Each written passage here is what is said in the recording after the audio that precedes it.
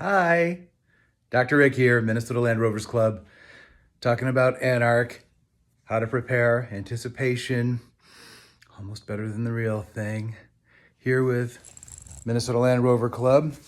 And I want to talk about something really important. Everybody knows that if your feet aren't happy, you're not happy. I think there's an analogy to spouses somewhere. Anyway, I wanted to talk through foot gear that you might need at the ANARC rally in Greek Peak in Cortland, New York, June 14th to 18th.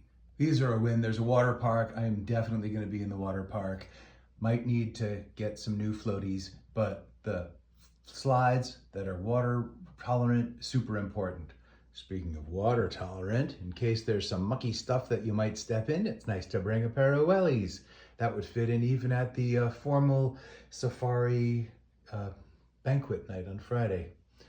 Maybe you want to represent the history of England's empire never having the sun set on it with a pair of jodhpur boots in the style of the horseback riders in northern India.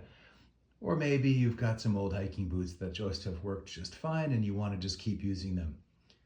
Maybe you want some foot gear that more represents the P-38 era of Range Rover ownership. Maybe you want to represent something that's a little closer to home, like these Red Wing boots made about 20 miles from my house. Or maybe you want to go all paratrooper, steel toe, waterproof, and green. I gotta tell you, if you're gonna wear something that's got a strappiness to it and a little bit of a heel, I would highly recommend some kind of wedge because the ground is gonna be a little unstable and there may be soft places where a spiky heel might sink in. Just thoughts.